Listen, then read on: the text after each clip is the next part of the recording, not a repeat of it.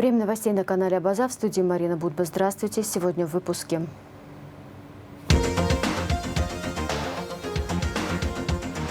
К 80-летию Владислава Арденба готовится к изданию книга по мотивам фильма «Страсти по Владиславу» с дневниками режиссера Ольги Дубинской. Суд «История. Абхазский излом». На телеканале ТВЦ вышел документальный фильм о грузино-абхазском конфликте и поствоенной ситуации. В вооруженных силах Абхазии под руководством начальника генерального штаба начались командно-штабные учения, сообщает пресс-служба Минобороны. Основная цель – повышение полевой выучки и слаженности действий войска и сил при решении задач в кризисных условиях. В учениях примут участие специальные подразделения силовых структур и резервисты. В ходе учений будет отрабатываться комплекс задач, включающий боевую и мобилизационную готовность, подготовку и ведение боевых действий и их всестороннего обеспечения. Учения проводятся до 18 октября на всех полигонах вооруженных сил и незнакомых для войск участках местности. Трагическая новость. Гражданин Абхазии Эшба Ираклий Раулевич героически погиб в зоне боевых действий на Харьковском направлении. Об этом сообщила пресс-служба Единого штаба помощи Донбассу и доброволец. 10 октября в бою погиб боевой друг Ираклия Константин Иванов. Они дружили со школьной скамьи и воевать тоже ушли вместе. Ираклий Эшба погиб при попытке эвакуации друга. Решением Совета по наградам Эшба Ираклий награжден Золотым Георгиевским крестом первой степени, говорится в сообщении пресс-службы Единого штаба. Очередная резолюция Совета ООН по правам человека значительно искажает реальную картину в Абхазии и Южной Осетии. Об этом говорится в комментарии МИД Абхазии. В резолюции, принятой 11 октября в Женеве, вновь звучат обвинения в якобы существующих гуманитарных проблемах для этнических грузин, проживающих в Абхазии. Осуждается якобы продолжающееся незаконное военное присутствие России в Абхазии и Южной Осетии. При этом замалчивается серьезные нарушения прав человека и дискриминации, с которой на протяжении многих лет сталкиваются граждане Абхазии, отмечается в комментарии. В частности, речь идет об одном из основополагающих прав человека на свободу передвижения. Международное сообщество продолжает полностью игнорировать эти серьезные вызовы. Для объективного представления о происходящем в регионе необходимо дать возможность представителям Абхазии принять участие в работе профильных структур ООН, в том числе в Совете по правам человека, подчеркивается в комментарии. Депутат парламента Абхазии Тимур Бея назвал ложной информацию о получении льготного кредита, сообщает Абсны пресс. Опровержение связано с публикацией на оппозиционных ресурсах информации о том, что он получил льготный кредит под строительство апартаментов. В последнее время я не получал льготных кредитов для развития бизнеса, строительства апартаментов или для каких-либо других целей. Более того, у меня не было и нет планов по реализации подобных проектов в обозримом будущем, заявил Тимур Бея. Депутат призвал распространителей подобной недостоверной информации публично извиниться и впредь воздерживаться от подобных необоснованных заявлений. 14 августа 1992 года отряды Национальной гвардии Грузии и части националистической организации Мхедриони без объявления войны вошли на территорию Абхазии. В военной колонии двигались танки, системы залпового огня, бронемашины. В это время на пляжах отдыхали мирные люди, и через несколько часов вертолет грузинских войск открыл по ним огонь. Грузино-абхазский конфликт продлится больше года и станет одним из самых кровопролитных на постсоветском пространстве. Теме конфликта и поствоенной ситуации посвящена передача телекомпании ТВЦ «Суд истории. Абхазский излом». Рано утром 14 августа 1992 года отряды Национальной гвардии Грузии и части националистической организации Мхедриони без объявления войны вошли на территорию Абхазии. В военной колонне танки, системы залпового огня, бронемашины. Прикрытие с воздуха обеспечивают вертолеты Ми-24. Операция носит кодовое название «Меч». Официальный Тбилиси объясняет, их задача – охрана железной дороги. Однако в республике уверены, что это лишь повод. Цель грузинского правительства – контроль над всей Абхазией. Нужно было ликвидировать абхазов каким-то образом. Курортный сезон в самом разгаре. На пляжах полно отдыхающих. Боевой вертолет грузинских войск открывает огонь по беззащитным людям. С вертолета прямо по пляжу. Да, по пляжу прямо вот так вот.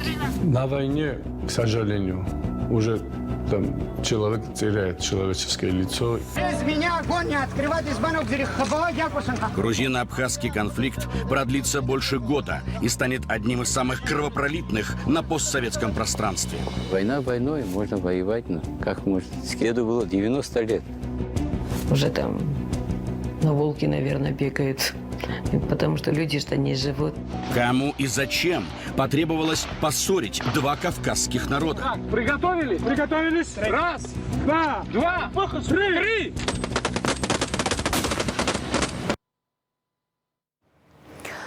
Смотрите передачу «Суд истории. Абхазский излом» телекомпании ТВЦ в вечернем эфире Абаза ТВ. Книга по мотивам фильма «Страсти по Владиславу» с дневниками режиссера Ольги Дубинской выйдет к 80-летию Владислава Арденба.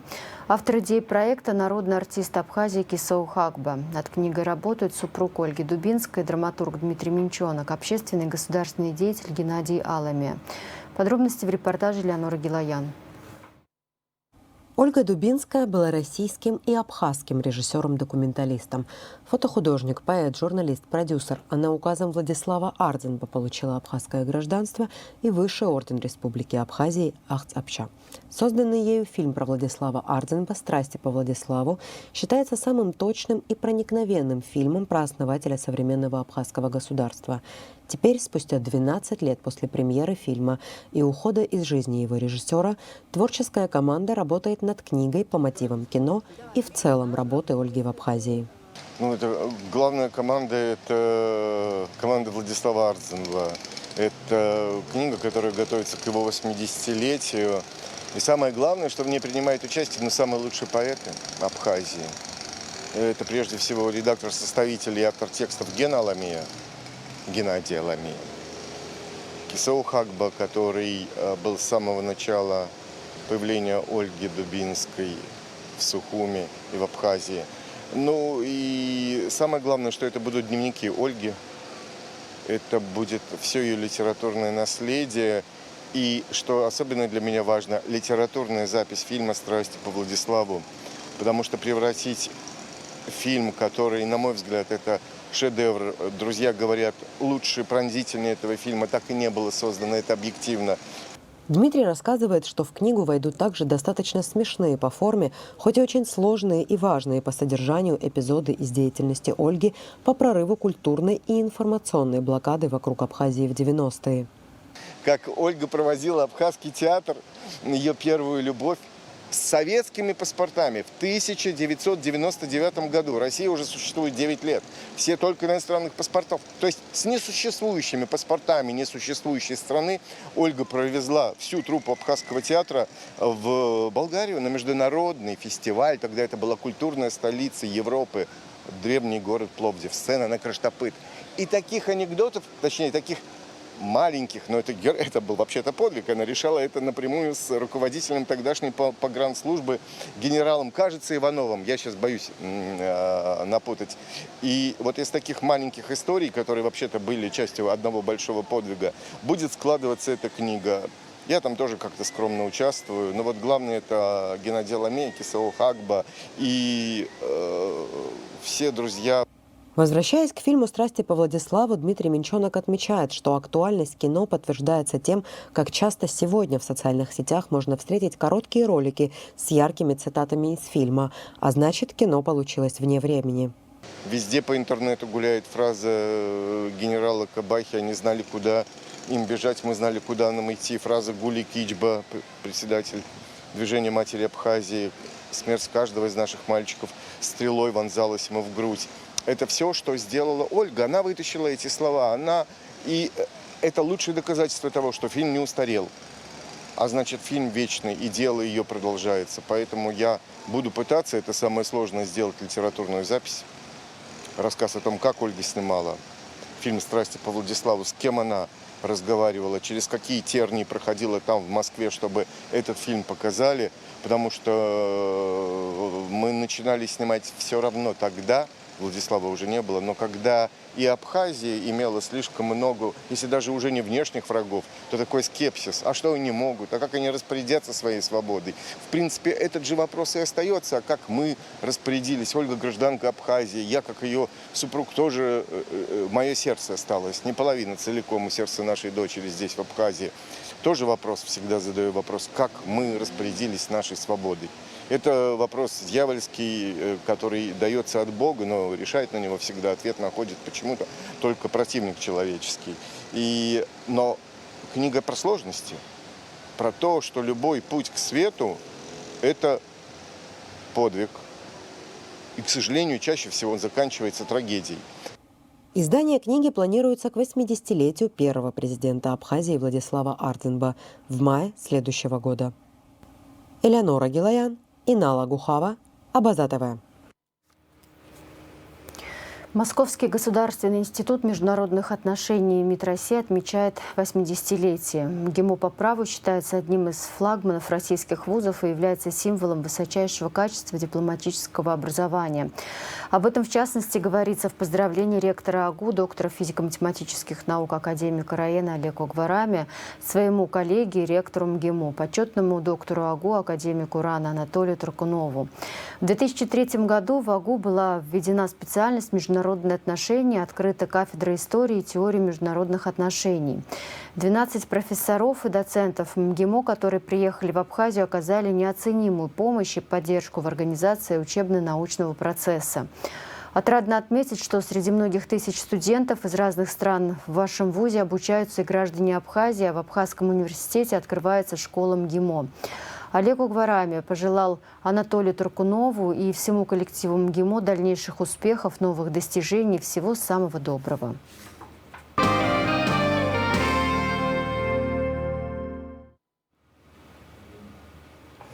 МВД Абхазии продолжает специальные рейдовые мероприятия по выявлению лиц без права управления автотранспортом, нетрезвых водителей, а также тех, кто скрывает свое состояние, отказываясь от медицинского освидетельствования на предмет опьянения. Сотрудники госавтоинспекции продолжают специальные рейдовые мероприятия по выявлению лиц без права управления автотранспортом, нетрезвых водителей, а также тех, кто скрывает свое состояние, отказываясь от медицинского освидетельствования на предмет опьянения. Аблоти Гига Джанович, 2002 года рождения, житель Галского района, управлял автомобилем в алкогольном опьянении без водительского удостоверения. Калайджан Альберт Эдуардович, 1982 года рождения, житель города Сухом, управлял автомобилем в алкогольном опьянении без водительского удостоверения. Авицба Адгур Занбеевич, 1999 года рождения, житель города Гудаута, управлял автомобилем в алкогольном опьянении без водительского удостоверения, совершив повторно данное правонарушение в течение года.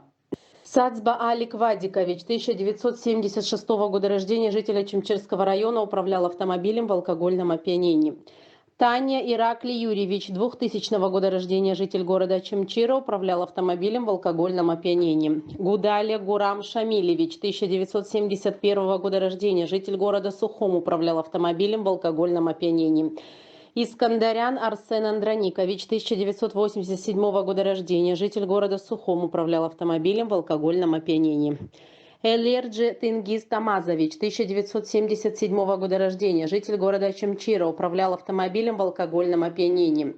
Партанадзе Алхаз Геннадьевич, 1991 года рождения, житель города Новый Афон, управлял автомобилем в алкогольном опьянении. Джугели Алмаз Мканович, 1991 года рождения, житель города Гудаута, управлял автомобилем в алкогольном опьянении. Гайкаров Денис Фарсакович, 1960 года рождения, житель города Сухум, управлял автомобилем в алкогольном опьянении. Чхамали Роман Анатольевич, 1972 года рождения, житель Чемчирского района, управлял автомобилем в алкогольном опьянении. Сатурян Эдуард Вараздатович, 1972 года рождения, житель города Новый Афон, управлял автомобилем в алкогольном опьянении. Пачуля Мираб Ардумбеевич, 1975 года рождения, житель города Гагра, управлял автомобилем в алкогольном опьянении.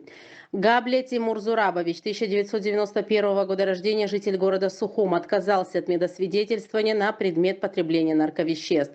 Новинский Евгений Валентинович, 1983 года рождения, житель Свердловской области, управлял автомобилем в наркотическом опьянении. Мартиросян Геннадий Вашингтонович, 1968 года рождения, житель города Чемчира, управлял автомобилем в алкогольном опьянении без водительского удостоверения. Гунба Дмитрий Тарьелович, 1983 года рождения, житель города Гудаута, управлял автомобилем в алкогольном опьянении без водительского удостоверения. Горзоли Аляс Борисович, 2001 года рождения, житель Чемчирского района, управлял автомобилем в алкогольном опьянении без водительского удостоверения. Кобали Роман Ливанович, 1983 года рождения, житель Ткварчалского района, управлял автомобилем в алкогольном опьянении без водительского удостоверения. Лакоба Аслан Тамазович, 1982 года рождения, житель города Гудаута, управлял автомобилем в алкогольном опьянении. Сартлян Саркис Завинович, 1976 года рождения, житель города Гагра, управлял автомобилем в алкогольном опьянении. Барами Анзор Арчилович, 1988 года рождения, житель города Пицунда, управлял автомобилем в алкогольном опьянении. Васьков Роман Николаевич, 1973 года рождения, житель города Гагра, управлял автомобилем в алкогольном опьянении. Погосян Артак Генрикович, 1979 года рождения, житель города Пицунда, управлял автомобилем в алкогольном опьянении. Губаз Илхас Валикович, 1990 года рождения, житель Гудаутского района, управлял автомобилем в алкогольном опьянении. Шинели Алмасхан Шаликович, 1990 года рождения, житель Чемчирского района, управлял автомобилем в алкогольном опьянении. Терзян Сусана Аликовна, 1995 года рождения, жительница Гагарского района, управляла автомобилем в алкогольном опьянении.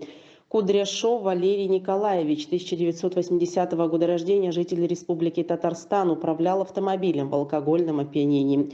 Айба Ливарс Константинович, 1977 года рождения, житель Гудаутского района, управлял автомобилем в алкогольном опьянении. Тужба Даур Витальевич, 1998 года рождения, житель Гуларыбского района, управлял автомобилем в алкогольном опьянении. Квицини Аляс Нударович, 1993 года рождения, житель города Сухум, управлял автомобилем в наркотическом опьянении. Аргун Кристиан Гурамович, 1996 года рождения, житель города Сухум, управлял автомобилем в наркотическом опьянении. Пилейнал Ремзевич, 1994 года рождения, житель Чемчирского района, управлял автомобилем в алкогольном опьянении без водительского удостоверения. Шинкуба Аляс Заурович, 1985 года рождения, житель города Сухум, управлял автомобилем в алкогольном опьянении без водительского удостоверения. Лашке Гарри Ферикович, 1978 года рождения, житель города Гудаута, управлял автомобилем в алкогольном опьянении. Лиев Арсений Адмирович, 1997 года рождения, житель города Гудаута, управлял автомобилем в алкогольном опьянении. Чачибая Анри Романович, 1994 года рождения, житель города Сухум, управлял автомобилем в алкогольном опьянении. Гавря Сергей Владимирович, 1986 года рождения, житель города Краснодар, управлял автомобилем в алкогольном опьянении. Джанджгава Отари Алексеевич, 1963 года рождения, житель города Гагра, управлял автомобилем в алкогольном опьянении. Гуля Иван Сергеевич, 1984 года рождения, житель города Краснодон, управлял автомобилем в алкогольном опьянении. Какубава Батал Руландович, 1991 года рождения, житель города Сухом, управлял автомобилем в алкогольном опьянении. Яриева Венера Равильевна, 1984 года рождения, жительница Республики Татарстан, управляла автомобилем в алкогольном опьянении. Маргания Мадина Владимировна, 1987 года рождения, жительница города Сухум, управляла автомобилем в алкогольном опьянении. Амичба Роберт Гурамович, 1981 года рождения, житель города Сухум, отказался от медосвидетельствования на предмет потребления нарковеществ. Чабал Инал Рудольфович, 1990 года рождения, житель города Сухум, отказался от медосвидетельствования на предмет потребления нарковеществ. Рейдовые мероприятия, направленные на выявление злостных нарушителей, проводятся каждый день по всем районам республики.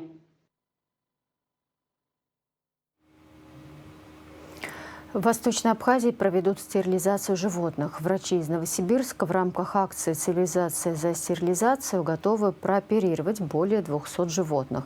В Ачимчире ветеринары будут работать с 23 по 27 октября, в Гале с 30 октября по 3 ноября. Бездомных животных врачи прооперируют бесплатно, отметил один из организаторов акции Аида Тужба. По ее словам, также безвозмездно могут стерилизовать своих питомцев пенсионеры. Для остальных владельцев собак и кошек стоимость операции будет льготной. Записаться на прохождение процедуры можно по телефону +7 940 998 30 98. Штраф за незаконный выпас скота в черте города намерены увеличить в Гудауте в 10 раз. Сейчас размер штрафа составляет 500 рублей. Об этом рассказал «Спутник» глава администрации района Валерий Авицба. По его словам, власти района уже обратились с письмом к депутатам районного собрания. Авицба добавил, что за последние дни было выловлено 11 животных, которые содержатся в специально отведенном загоне.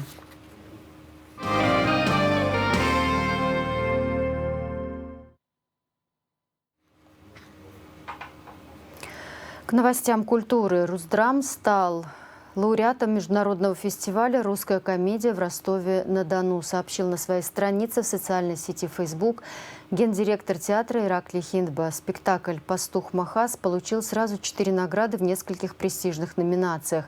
Лучшая работа режиссера Олеся Невмержицкая, лучшая работа художника Виталий Кацба, лучшая мужская роль Саид Лазба Махас и Джамбул Жардания Шалико и лучший актерский ансамбль. Презентация сборника стихотворений «Абраскел, летящий на крылатом коне», состоялась в Национальной библиотеке имени Папаскир. Издание посвящено 30-летию победы в Отечественной войне народа Абхазии 92-93 годов. Сборник Союза и Ассоциации писателей Абхазии «Абраскел, летающий на крылатом коне» включает в себя стихотворения 43 абхазских поэтов со времен народного поэта Абхазии Баграта Шинкуба до наших дней.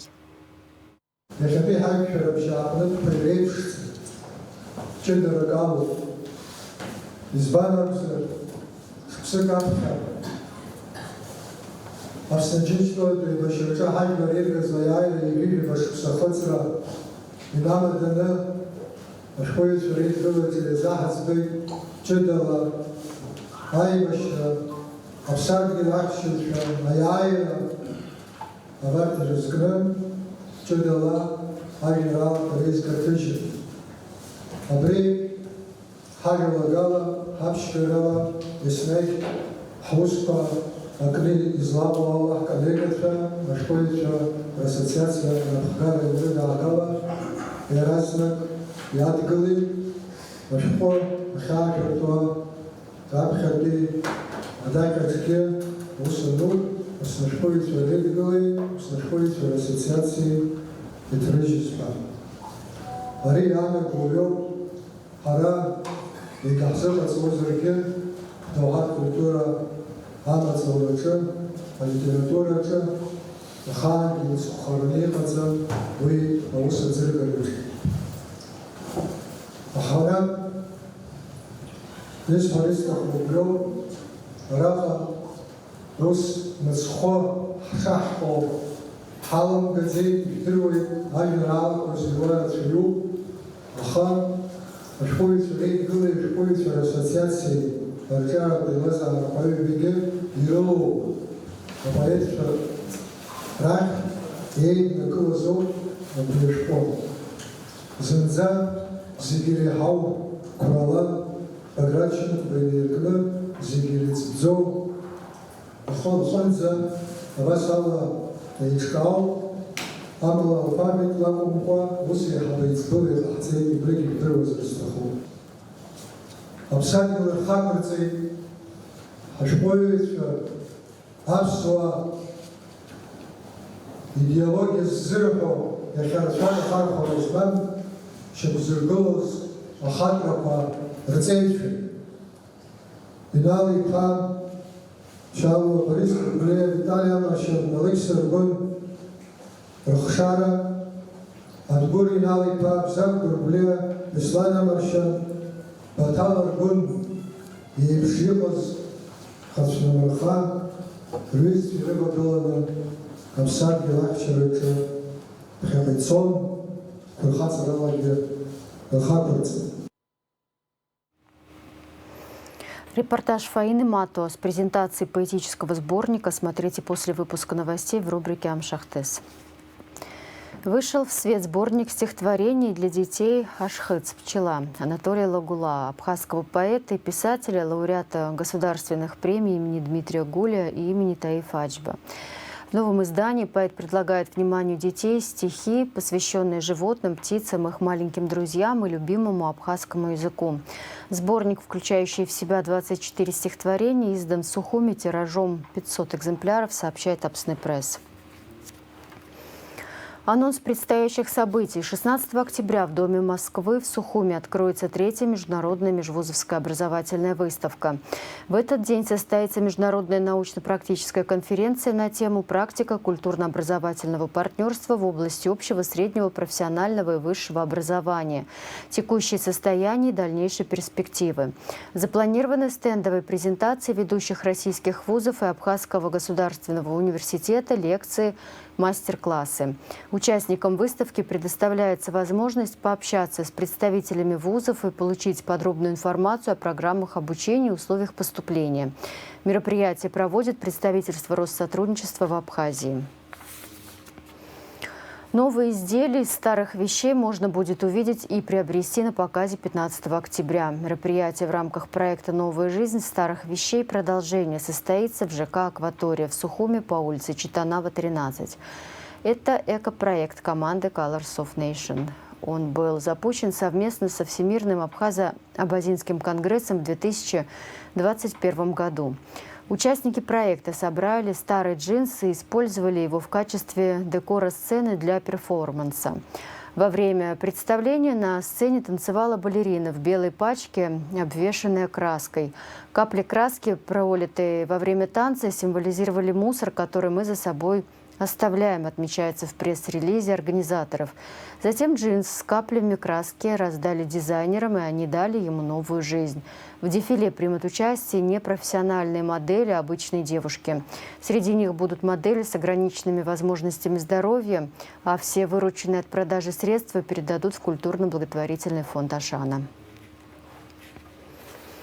«Сохраним каштановые леса Абхазии». Выставка под таким названием пройдет 21 октября на территории ботанического сада на площадке у Кавказской липы. В ходе мероприятия эксперты представят актуальную информацию о состоянии этих редких экосистем и предложат возможные пути их сохранения. Особое внимание будет уделено этнокультурному аспекту и значению каштана, который на протяжении веков занимал важное место в быту и традициях. В программу также будет входить фотовыставка и дегустация традиционных блюд, приготовленных из каштанов. Начало мероприятия в 12:00, вход свободный, организатор выставки – проектный офис продовольственной и сельскохозяйственной организации ООН. На празднике урожая в селе Лыхны в этом году будут оценивать павильоны. Об этом рассказал «Спутник» глава Гудаутского района Валерий Авицбе. По его словам, комиссия будет учитывать оформление, приветствие гостей и выставки. Победители получат денежные вознаграждения. За первое место 50 тысяч рублей, за второе 30, третье 20 тысяч рублей. Ставший уже традиционный праздник урожая пройдет 3 ноября. В мероприятии участвуют все села Гудаутского района, а также Новый Афон. В прошлом году впервые присоединилась делегация из Карачаево-Черкесии. Участники представляют свою домашнюю продукцию, сезонные фрукты, изделия ручной работы, организовывают выставки поделок. В завершении выпуска прогноз погоды.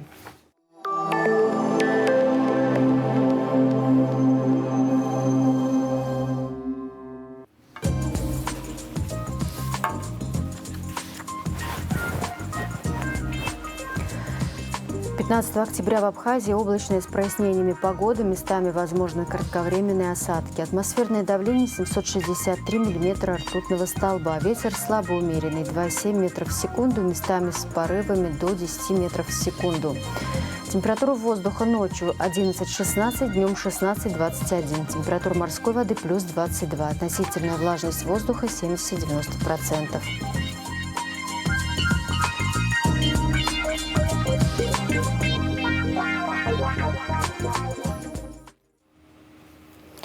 На этом пока все. За развитием событий следите вместе с нами. До встречи.